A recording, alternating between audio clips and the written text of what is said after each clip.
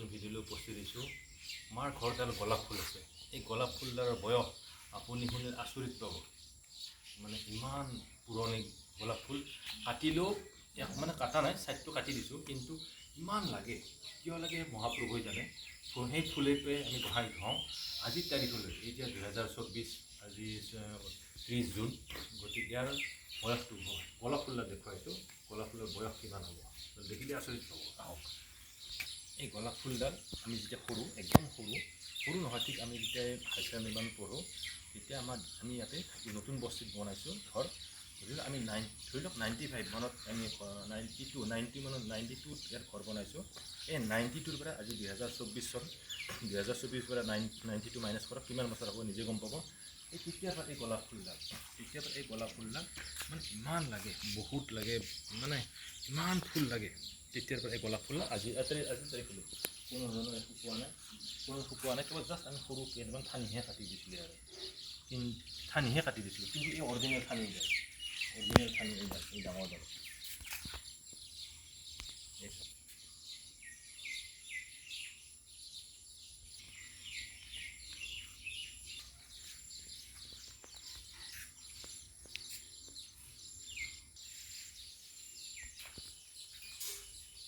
গতিকে এই ফুল আমাৰ ফুল নিজৰ গোহাঁইক আমি পূজা কৰোঁ।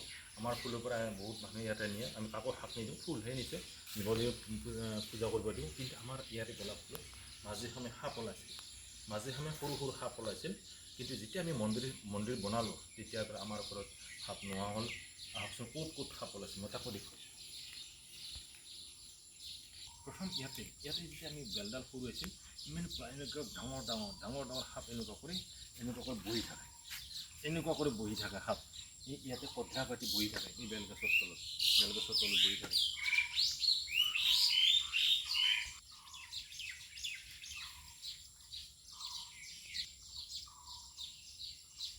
ইয়াতে সাপ বহি থাকে।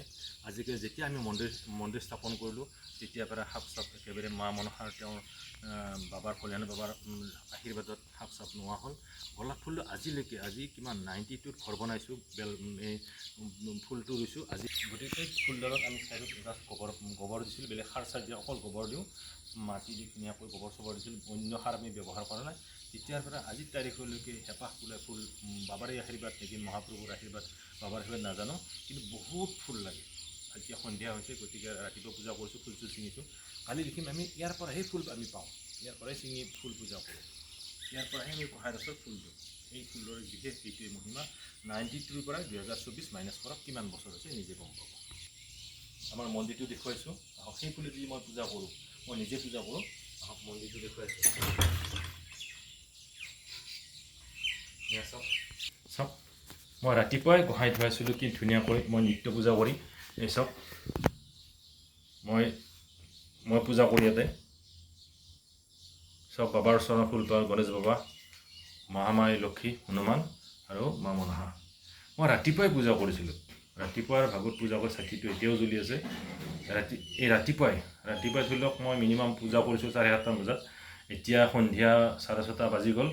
গতিকে এতিয়ালৈকে মহাপ্ৰভুৰ আশীৰ্বাদত ফুলটো সজীৱ হৈ আছে, ফুলটো একদম সজীৱ হৈ আছে, আৰু এতিয়ালৈকে চাকিটো জ্বলি আছে। ইয়া বাবাৰ আশীৰ্বাদ।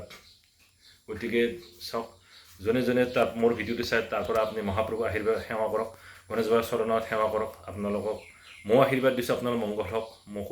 মহাপ্ৰভুৱে যে মোকো আশীৰ্বাদ প্ৰদান কৰে, যোনে ভিডিঅ'টো চাই চবৰে মংগল হয়। প্ৰভু ভোলেনাথ, ওম নমঃ শিৱায় নমঃ, ওম নমঃ শিৱায় নমঃ, ওম নমঃ শিৱায় নমঃ, ওম গাং গণেশায় নমঃ, ওম গাং গণেশায়, ওম গাং গণেশায়, ওম গাং গণেশায় নমঃ, ওম শিৱায় বিষ্ণুবি শিৱৰূপিণ নাদি জগদীশ্বৰ নমো হৰি হৰাত্মনে, ওম ত্ৰ্যম্বকং যজামসি গুণনা পুষ্টি বৰ্ধনং উৰ্বা বন্ধন মৃত্যুৰ্মুক্ষ মহামৃতৎ, ওম ত্ৰ্যম্বক শিৱায় নমঃ, দেব মহাদেব নীলগ্রীব জটাধর বাতাবৃষি হরদেব মহাদেব নমস্তে শিবায় সন্দাকরণ ত্রয় হে দেবী নিবেদয়ামি সৎপনং তং গুরি পরমেশ্বর। ওম গাং গণেশায় নমঃ, ওম গণেশায় নমঃ, ওম সর্ব বিঘ্ন বিনাশ সর্বমঙ্গল হে দেবী পার্বতীং প্রিয়পুত্রায় গণেশায় নমঃ, প্ৰভু গণেশ দেৱতা। গতিকে চবেই মোৰ ভিডিঅ'টো চাই মহাপ্ৰভুৰ চৰণ সেৱা জনাব, তাৰ পৰা মহাপ্ৰভুৱে আশীৰ্বাদ প্ৰদান কৰক, মই সেইটোৱে কামনা কৰিছোঁ। গতিকে মোৰ ভিডিঅ'টো চাই লাইক ছাবস্ক্ৰাইব কৰিব, কমেণ্ট কৰিব, কিয়নো মই ধুনীয়া ধুনীয়া ভিডিঅ' লৈ দি আছোঁ।